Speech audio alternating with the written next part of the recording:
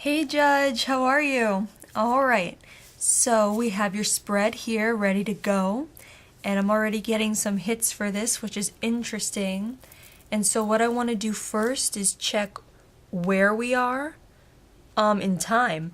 And then here you can see that we'll be in Africa, and already I want to say Egypt.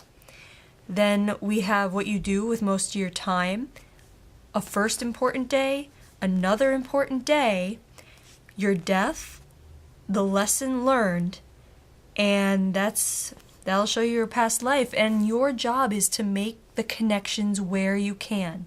All right? And it's not always face value, it's not always obvious. So just let's begin. Let's see where we're going. And we're just going to wait for this to tell us and be consistent. So just give it a moment. I'm saying show us where in time we're going. For Judge, show us where we're going. Where are we going?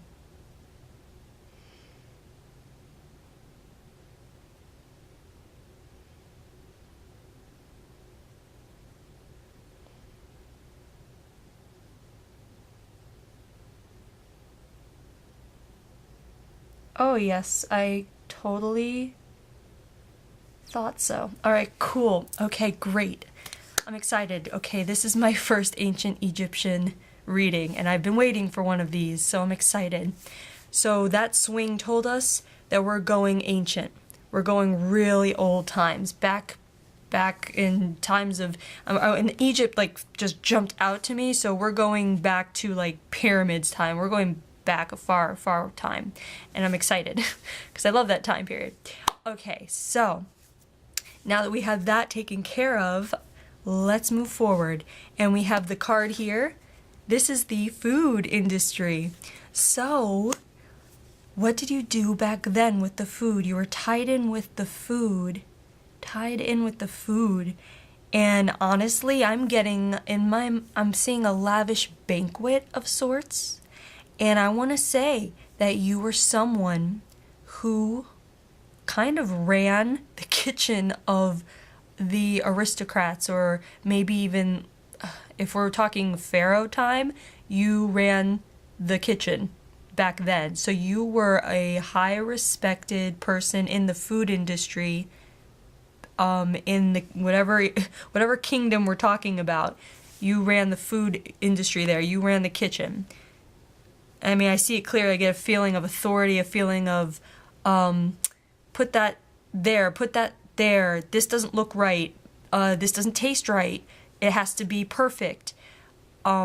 So there's also a sense of maybe OCD-ness, in a sense, where you know how you want things, and you like them how you want them, and you know that how you want them will please whoever you're trying to please. And you do a very good job. You are on task. You are on point. It's very obvious. So again, when I say make connections, how you can make the connections here is not just, food industry, but the fact that maybe you are someone who likes it a certain way, or maybe you host, whenever you host, you make sure things are a certain way to your liking. Or it can mean that you're super laid back because you were so OCD in this life that you experienced it, and so now you're taking time off and you're relaxed. You see how the connections can be made in both ways, in different ways. So just keep that in mind. All right, so we're going to go to the first important day here, and this is the trauma card. Now, the trauma card means that, yes, something did happen, and what's interesting is the feeling associated with it is happy. Here's the happy card. And we get family involved. So I'm asking, how is a trauma in any way happy? And the trauma, how is it happy? Okay. And so what happens is something happens that is out of your control, that's what I'm getting. Control is a big thing in this life for you. So something happens that is out of your control that you consider a trauma, but that maybe others wouldn't necessarily consider it a trauma, but because of the control issue, to you, it is a trauma. Maybe you feel like if you were there, you could have stopped it from happening. But you weren't there. You weren't there. I get that. But it has to do with you. What is going on? Oh, okay. So what's happening is I'm getting this feeling that while you are working so hard here, because I get that this is not a 9-to-5 job, this is a on-call job, if that makes sense. So whoever you serve, if they want something at 2 a.m., you will get them something at 2 a.m., which leaves your family, which you have a family, it leaves them not vulnerable, but kind of on their own in a certain sense. So they kind of have to fend for themselves, and something occurs with your family where you're not there because you're busy with work, but nothing goes terribly wrong, almost like when your house is broken into and a TV is stolen and someone is sleeping upstairs, and it could very well have turned into a murder, but it didn't. It was just a stolen TV. And so there is this happiness because whatever happened for this, whatever you consider this trauma to have occurred, it didn't turn out nearly as bad as it could have. And for that, you are happy. In fact, your family is happy because it's kind of the feeling of, oh, thank goodness, it was just that. It could have been so much worse. Yes, okay. And so that is what this day is about. This gives you perspective on this day. You get perspective. Almost like, maybe I shouldn't be like breaking my back and putting my priorities so much over here. You know, what could I have done? Like, I could have maybe even stopped the whole thing if I had been here with my family. But you have a family that actually has become very self-sufficient because your lifestyle, even though it gives them a good living, your lifestyle leaves them a bit on their own, where they learn self-sufficiency to fend for themselves. And that's a good thing. That's a good lesson. So this is a good first day in a way. This is a good lesson for everyone involved. A lot of perspective gain. And also a day when you learn to respect your family more, because in your eyes they have stepped up their game. They have come to their own aid, and that's respectful. You respect them for that. So they gain your respect on this day. All right, the next day. Next important day. Oh, and it goes together so beautifully. Get this. This is a marriage, okay? So here's a marriage card linked with a soulmate card. And the soulmate card doesn't always mean soulmate in the romantic sense, but this very much does. I can feel that. And the gratitude card. It's one of my favorites. I love this card.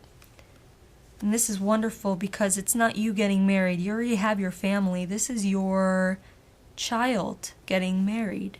This is a family member, a child getting married. You're there.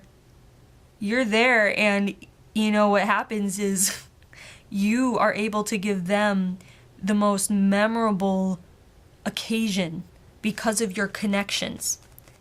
And so you provide not only food, but whoever works with you around you, not necessarily in the food industry, but whoever you cater to, usually on your day-to-day basis, the others who cater to that same person doing their own skills, maybe tailoring or whatever it is, like the community around that serves this person too, they come together, and your connections make a beautiful occasion and day, memorable day happen for your family here, for the newlyweds. And the gratitude card is all involving. Everyone, the newlyweds, yourself, your family, and even the people who are able to help you are so happy to help you. They're grateful to help you. You're someone that doesn't ask for help in this life, and you came and you asked for their help because you wanted to make it happy and special for these newlyweds, for your child. I want to say it's like your son is getting married. Like your son is getting married. And it's a great union.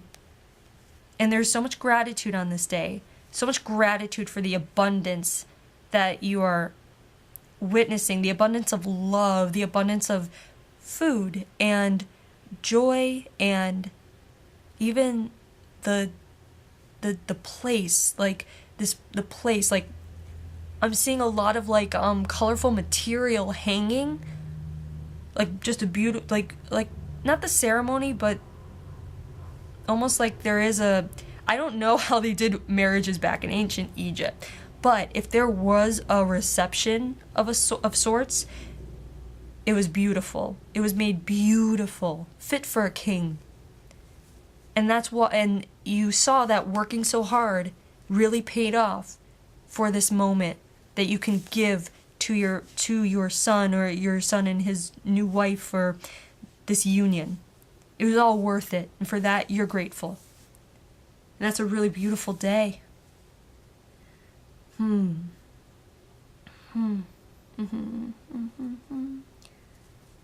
Yeah.